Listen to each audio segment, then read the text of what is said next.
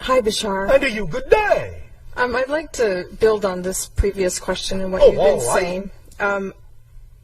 How can I then change myself to change the perception I'm having of the people around me, and specifically the ones I'm having quote-unquote negative experiences with? All right. First of all, you start by not labeling anything in your reality as negative, because if you do, all you're doing is agreeing with them and perpetuating that idea for yourself, are you not? Yes. Well, then if someone does something that you perceive as happening in your reality or is directed at you, knowing what we just said in that you are creating your version of them, you must be somewhere within your own consciousness in agreement with that idea in order to perceive it that way. Now, we understand you have the ability to observe in a neutral sense, in an objective sense, so to speak, that someone can be being negative even if you're not. But the point is you don't take it to heart if you know it has nothing to do with you. The only reason you would feel affected by it is if you agree that it does. You see? Okay, well, I want to take it one... Oh, one moment. Not done yet. Okay. Want to illustrate a little point, if that's all right. Absolutely. Thank you. What is your favorite color? Blue. All right. Now, if you were wearing something blue and someone came up to you and said, I hate red, and I hate what you're wearing, you'd go, what?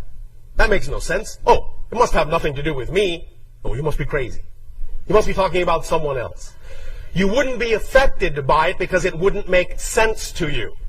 You understand? Yes. You would have no real emotional reaction to it. The idea, therefore, is that when you feel the emotional reaction of someone's supposed attack, what you're doing is getting them, your version of them, to reflect to you that some portion of yourself feels that way about yourself. Otherwise, you wouldn't react. You would just observe it. Oh, interesting. And move on with your day. But if you react to it, it's showing you, hey, some part of you actually is buying into this as true. So what do you want to do about it? So you say, well, thank you. Thank you for showing that I was not loving all of myself. And when you really start doing that, then you may start to see that someone else's attitude toward you may change, because what you've done is you've changed your version of them in your reality to be more reflective of the fact that you're now loving yourself more wholly. Make sense? The real being may still be going off and insulting everybody, but the only version of them you'll get is the version you've created that is now reflective of the love you're willing to give to yourself, that you weren't willing to give to yourself before. Is this starting to make sense? Do you see what kind of a shadow play this is? Yes, it's very subtle, especially if you're in the room with somebody. Yes. And you're not... Especially if you imagine you're in the room with somebody. Remember, it's not real. It's not real. It's your reality experience. It's not empirically real. It's just a symbol of the reality you are creating yourself to be, of your experience of yourself. So just because it looks like someone else is in the room with you, they're not. They're in their own room, maybe with their version of you.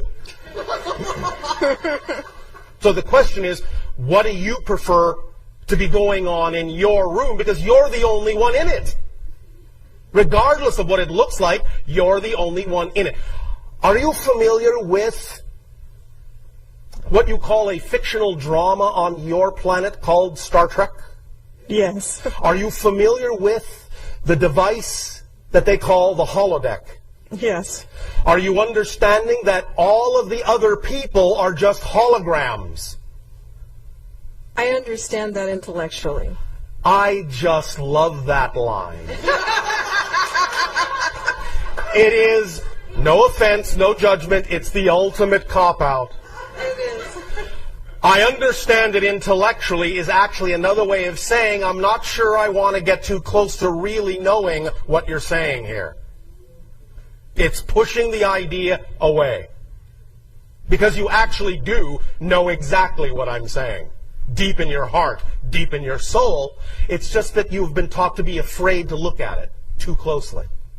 Afraid to look at the concept or the actual experience of Yes, holograms? because you see, this is what you're dealing with. This is what most of you deal with when you're in this kind of situation. You're afraid to look too closely at dealing with this because what you've been taught to fear is that what you think these other people are saying about you might actually be true. And oh no, how horrible would that be? You follow me? If you look too deeply, you're afraid it might actually be true. And then where will you be? But I'm telling you, it never will be true. Only what you decide is true for you is true.